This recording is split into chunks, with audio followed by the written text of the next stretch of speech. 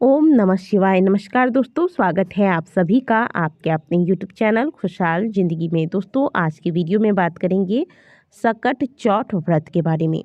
सकट चौथ जिसे कि खास तौर पर माताएं अपनी संतान की लंबी उम्र, तरक्की और सुख शांति के लिए रखती हैं।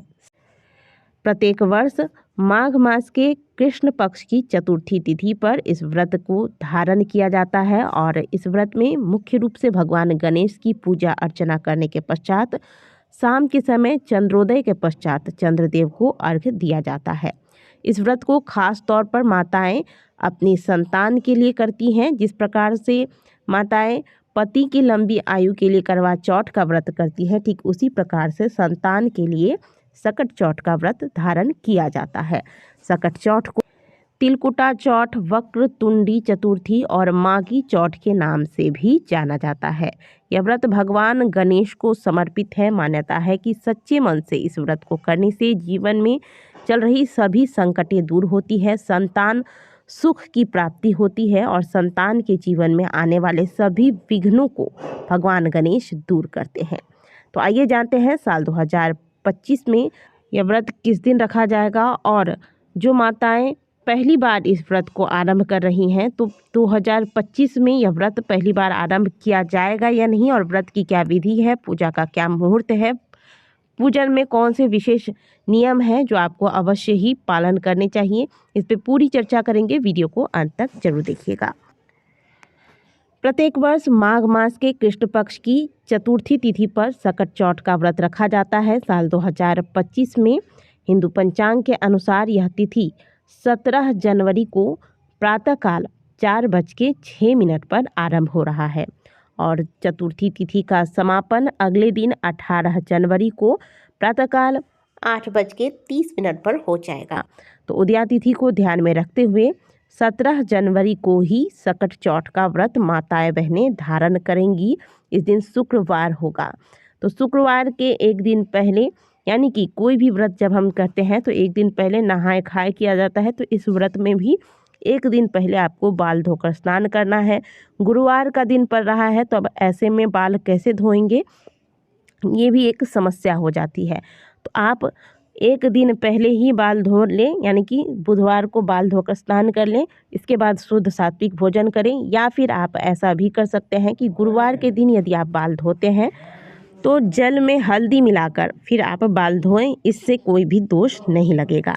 इस प्रकार से आपको बाल धोकर स्नान कर लेना है गुरुवार के दिन, शुद्ध सात्विक भोजन लेना है, फिर अगले दिन सूर्योदय से आपका व्रत आरंभ हो जाता है। इस व्रत में अन्न जल का पूरी तरीके से त्याग किया जाता है जब तक चंद्रदेव को अर्घ नहीं दे देते। सकट चौथ वाले दिन यानी कि 17 जनवरी को शुभ मुहूर्त जो होंगे वो होंगे इस प्रकार से। ब्रह्म मुहूर्त होगा प्रातःकाल 5:27 से लेकर प्रातःकाल 6:21 तक। लाभ मुहूर्त होगा प्रातःकाल 8:34 से लेकर प्रातःकाल 9:53 तक और अमृत मुहूर्त होगा सुबह 9:53 से लेकर प्रातःकाल 11:12 तक। अभिजीत मुहूर्त होगा दोपहर 12:10 से लेकर दोपहर 12:52 तक। तो ये सारे शुभ मुहूर्त होंगे, इसमें आप भगवान गणेश की पूजा कर सकते हैं।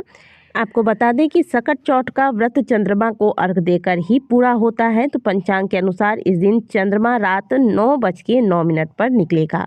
चंद्रदेव को अर्घ देने के बाद ही आप जल ग्रहण कर सकते हैं, या फिर जो भी आपको पूजा के बाद भोजन इत्यादि करना है वो चंद्रोदय के बाद चंद्रदेव की पूजा के पश्चात ही करना है। सकट चौथ में कुछ विशेष चीज़ें होती हैं जो पूजन में आपको अवश्य शामिल करनी चाहिए। जैसे आज के दिन भगवान गणेश को दुर्वा और साथ में तिलकुट का भोग लगाना चाहिए। इस दिन तिल की बनी चीज़ें, तिल के लड्डू या तिल से बनी मिठाई का भोग लगाना चाहिए। सकट चौथ के दिन पूजा के दौरान तिल चटकाने का विधान है, यानी कि छोटी मोटी आप आज के दिन हवन अवश्य कर लीजिएगा। भगवान गणेश के मंत्रों के साथ आहुतियाँ दीजिएगा और यह आहुति तिल से दी जाती है। कहा जाता है कि आज के दिन जितना तिल चटकता है अग्नि में, उतनी ही संतान के जीवन की बाधाएं समाप्त होती हैं। तो ये दोनों कार्य आज के दिन अवश्य करना है पूजन के दौरान। इसके अलावा मुख्य रूप से इस मौसम के जो फल होते हैं जैसे शकरकंद, गाजर आदि भगवान को अर्पित किए जाते हैं। भगवान गणेश की विधि पूर्वक पूजा करने के पश्चात सकट चौथ की कथा को श्रवण करना चाहिए। हो सके तो अपने संतान को लेकर यानी कि साथ में बैठाकर इस कथा को श्रवण करें और फिर कथा श्रवण के पश्चात भगवान की आरती करें और चंद्रोदय जैसे ही होता है तो चंद्रदेव को अर्घ्य देकर फिर प्रसाद व जल लेकर अपने व्रत को खोलना चाहिए। तो दोस्तों, सकट चौथ का व्रत 17 जनवरी को दिन शुक्रवार को पड़ रहा है और जो भी माताएं पहली बार इस व्रत को आरंभ करना चाहती हैं वह निसंकोच इस व्रत को आरंभ कर सकती हैं। आशा करते हैं कि दी गई जानकारी आपको अच्छी लगी होगी। वीडियो अगर आपको अच्छी लगी है तो वीडियो को लाइक जरूर कीजिएगा। कमेंट बॉक्स में हर हर महादेव अवश्य लिखिएगा। मिलते हैं आपसे अगले वीडियो में, तब तक के लिए ओम नमः शिवाय, हर हर महादेव।